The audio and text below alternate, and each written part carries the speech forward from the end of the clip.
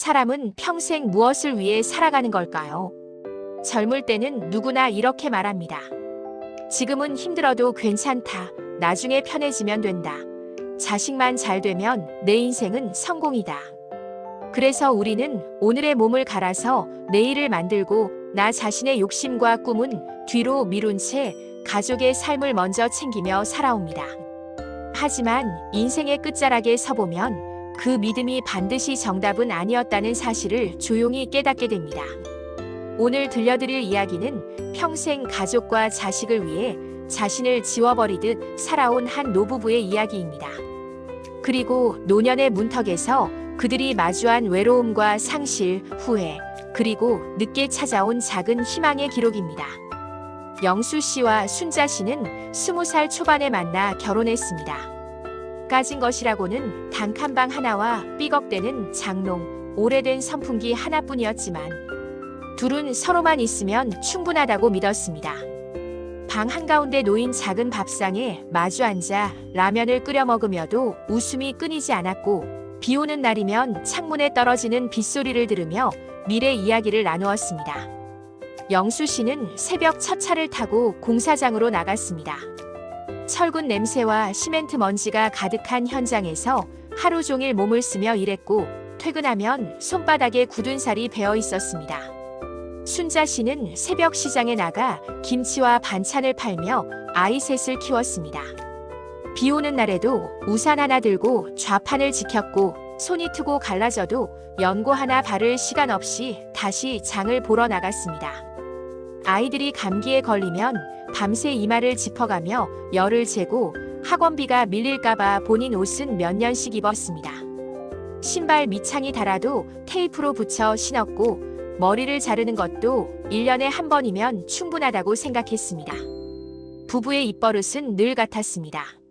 나는 괜찮아. 애들만 잘 되면 돼.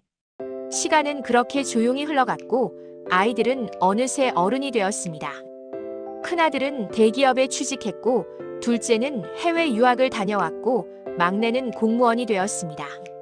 명절에 아이들이 양손 가득 선물을 들고 집에 들어올 때면 순자 씨는 부엌에서 혼자 울었습니다. 그동안의 고생이 보상받는 느낌이었기 때문입니다. 이웃들은 부러움 섞인 말로 이야기했습니다. 이제 고생 끝났다. 자식 농사 잘 지었다. 노후는 걱정 없겠다. 그 말들이 그렇게 자랑스러울 수 없었습니다. 부부에게 자식의 성공은 자신의 인생이 성공했다는 증거였기 때문입니다. 그래서 퇴직금도 평생 모은 적금도 노후 자금도 아낌없이 내주었습니다. 집 마련을 도와주고 사업 자금을 보태주고 유학 비용까지 부담했습니다. 그때는 정말로 이렇게 믿었습니다.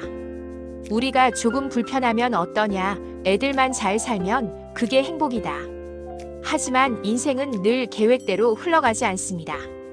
큰아들은 투자에 실패했고 둘째는 해외 생활에 적응하지 못한 채 빚을 안고 돌아왔고 막내는 건강 악화로 휴직에 들어갔습니다.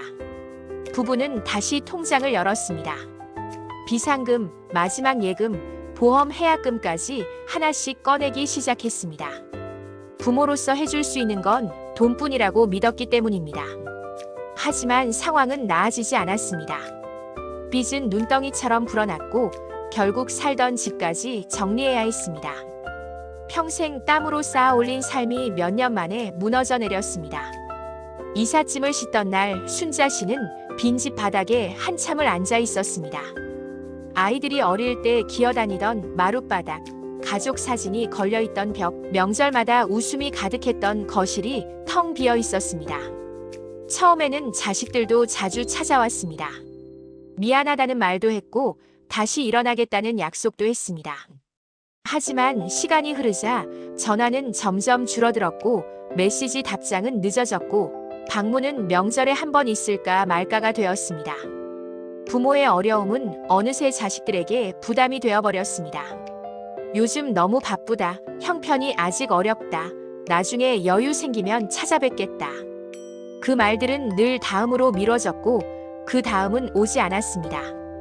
어느 겨울 새벽 순자 씨가 집안에서 미끄러졌습니다. 장판 위에 떨어진 물기를 보지 못한 채 발을 헛디뎠고 고관절에 극심한 통증이 몰려왔습니다. 일어나려고 했지만 몸이 말을 듣지 않았고 차가운 바닥에서 몇 시간을 꼼짝하지 못했습니다. 창문 사이로 들어오는 새벽 공기가 유난히 차갑게 느껴졌습니다. 손에 닿은 전화기를 붙들고 가장 먼저 떠오른 얼굴은 자식들이었습니다. 전화를 걸었습니다. 한 번, 두 번, 세 번. 신호음만 울리다가 끊겼습니다. 문자 메시지를 남겼지만 답장은 없었습니다. 시간이 흐를수록 몸은 더 차가워졌고 마음은 더 무거워졌습니다. 결국 이웃 주민이 인기척을 듣고 문을 열어 발견했고 구급차에 실려 병원으로 옮겨졌습니다. 병실의 흰 벽, 차가운 형광등 불빛, 규칙적으로 울리는 기계음. 영수 씨는 침대 옆 의자에 앉아 아내의 손을 꼭 붙잡고 아무 말도 하지 못했습니다. 순자 씨는 눈을 뜨고 천장을 바라보다가 조용히 눈물을 흘렸습니다.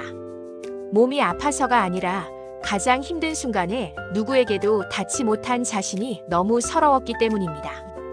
우리가 이렇게 혼자가 될 줄은 몰랐네.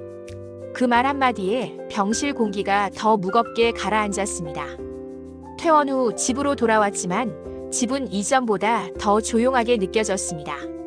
난방비를 아끼기 위해 전기장판 하나만 켜고 약값을 줄이기 위해 약을 반씩 나눠 먹었습니다. 냉장고 안에는 오래된 반찬 몇 가지뿐이었고 시장에 가는 횟수도 줄였습니다. 밤이 되면 시계 초침 소리만 크게 울렸고 창문 밖으로는 불 꺼진 골목만 보였습니다. 순자 씨는 종종 창문을 열고 밖을 바라보았습니다. 지나가는 사람도 없는 거리, 멀리 보이는 아파트 불빛. 그 불빛 하나하나에는 가족의 웃음소리가 있을 것만 같았습니다. 저 불빛들 속에는 다 가족이 있을 텐데 그 말에 영수 씨는 아무 대답도 하지 못했습니다. 미안함과 후회가 가슴을 꽉 눌렀기 때문입니다. 어느 날 순자 씨가 조용히 말했습니다. 이제 우리 애들한테 기대하지 말자. 우리가 우리를 지켜야지. 그 말은 포기가 아니라 스스로를 살리기 위한 선택이었습니다. 부부는 작은 변화를 시작했습니다. 집 근처 공공 텃밭을 신청했고 경로당 프로그램에 나가기 시작했습니다. 처음에는 낯설고 어색했지만 같은 또래 사람들과 인사를 나누고 차를 마시며 이야기를 나누는 것만으로도 마음이 조금씩 풀렸습니다. 텃밭에서 자란 상추 한 장이 그렇게 귀할 수 없었고 직접 키운 채소를 나누며 웃는 시간이 오랜만에 살아있다는 느낌을 주었습니다. 경로당에서 새로운 친구들도 생겼습니다. 함께 산책을 하고 노래교실에 나가고 병원 정보도 나누었습니다. 누군가는 말했습니다. 자식만 가족이 아니에요. 우리가 서로 가족이죠. 그 말이 마음 깊이 박혔습니다. 영수 씨는 다시 웃기 시작했고 순자 씨의 표정도 조금씩 밝아졌습니다. 부부는 이제 큰 욕심을 내려놓았습니다. 돈에 대한 욕심도 자식에 대한 기대도 과거에 대한 후회도 조금씩 내려놓았습니다. 대신 오늘 하루 무사히 지나가는 것, 따뜻한 밥 한 끼를 함께 먹는 것, 서로의 손을 잡고 천천히 걷는 것을 행복으로 받아들이기 시작했습니다. 어느 날 저녁 해가 지는 골목을 함께 걸으며 순자 씨가 말했습니다. 우리가 아직 살아있다는 게 참 다행이네. 그 말은 진심이었습니다. 이 이야기는 특별한 누군가의 이야기가 아닙니다. 지금 이 순간에도 많은 부모님들이 자식을 위해 자신의 삶을 뒤로 미루며 살아가고 있습니다. 하지만 인생의 마지막까지 함께 가는 사람은 자식이 아니라 나 자신과 배우자일지도 모릅니다. 오늘 이 이야기가 여러분에게 작은 질문 하나를 남기길 바랍니다. 나는 지금 내 인생을 살고 있는가? 나는 나 자신을 제대로 돌보고 있는가?